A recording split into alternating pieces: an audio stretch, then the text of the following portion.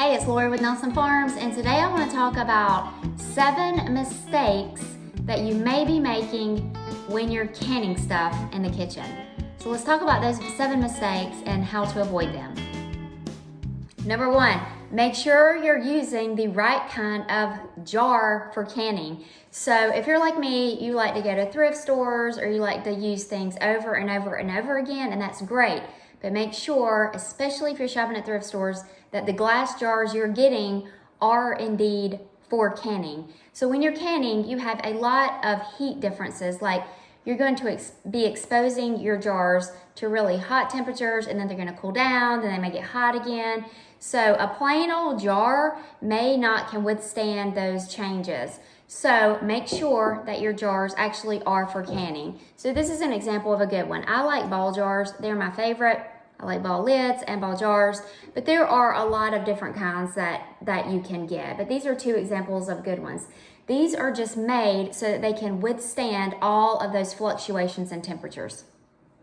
I will add though that if you do have a lot of jars sitting around like this that are not necessarily canning jars, you can get these ball reusable lids.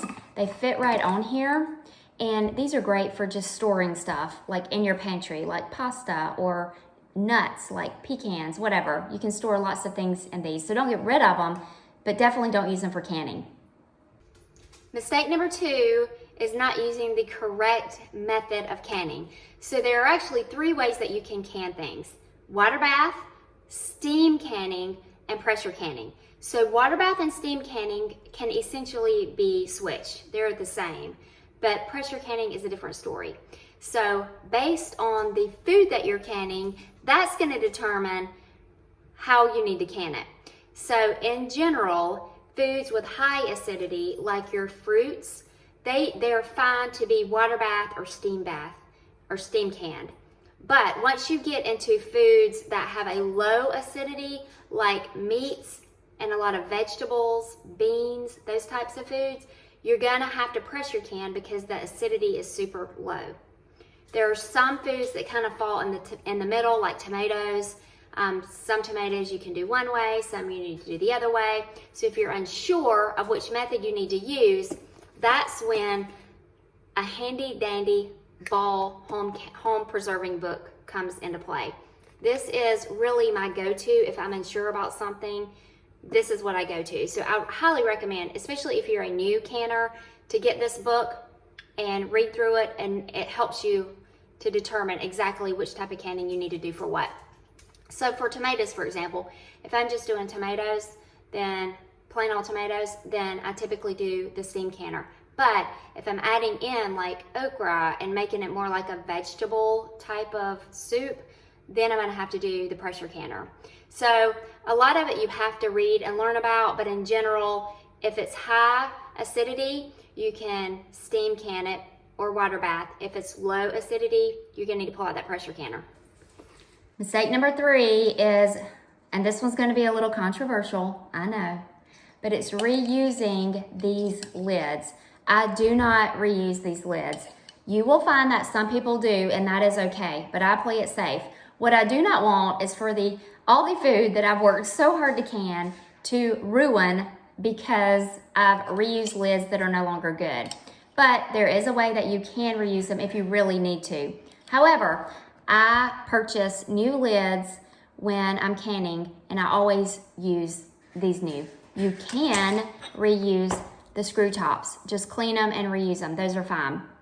Now, when I say don't reuse these, don't reuse these when canning. If I just wanted to, put some marshmallows in here and just can it, or just put it in my pantry, that's why I keep these, because I will reuse them like this. But I never can with these after that initial can. I never can with them again. Again, that's a little bit controversial, but if you're newer to canning and you're watching this video because you're newer to canning or you've made a lot of mistakes in canning, don't reuse them. Number 4, this is a big one. After you have canned your food, so you bring it over, it's canned, you're sitting it on a surface for it to cool. You have to let that sit for 24 hours. because it needs to cool down without being bothered. So a lot of people get impatient, and if they don't hear the top pop, or even if they do hear the top pop, they want to mess with it, they want to write on it, they want to start unscrewing the lid, they want to store it away. Don't do anything for 24 hours. Just leave it alone. After the 24 hours, then you can start doing all the things. Number 5. This one seems so obvious, but I've messed up on this one, so I'm sure some other people have too. Labeling it thoroughly and correctly. So I have just put the dates on things, which is super important. You always want to put the date on things. But I have thought like, okay, well, I know this is apple butter. I don't have to put apple butter on it. But then my applesauce looks pretty similar. And so then I can't tell the difference between the apple butter and the applesauce. With some different tomato things, I've done the same thing. I'm like, oh yeah, I know this is the sauce and this is the soup and this is the crushed. But it all kind of looks alike when you're storing away jars and jars and jars of it. So make sure you're labeling what it is exactly and the date.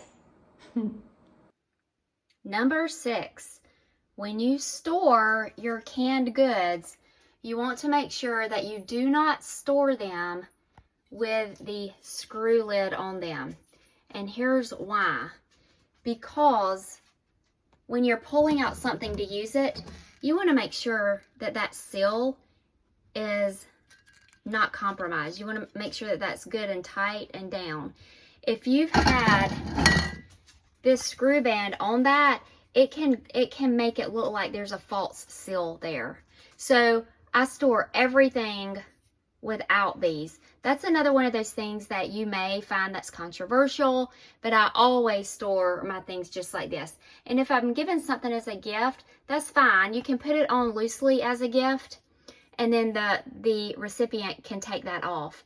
If you insist on storing it with these, you need to do it very loosely, like super loosely, because you just don't want that on there tight and that seal to be broken, but then it looks like the seal's still on there when you take it off. So you can leave it on there super loosely if you insist on that, but I wouldn't recommend it. And number 7, do not stack these on top of each other. Make sure that you have adequate space so that you do not have to stack on top of each other. And I know that's easier said than done, because a lot of times space really is an issue when you're canning lots and lots of things. But if you stack these directly on top of each other, that is another thing that could compromise that seal. And you do not want to waste all of your hard work and effort by causing disruption in that seal. So have you made any of these mistakes? Let me know in the comments below. I'd love to know. Like, I've made a lot of these mistakes before, but I'd love to know what you guys are doing out there. Thanks for watching. We'll see you next time.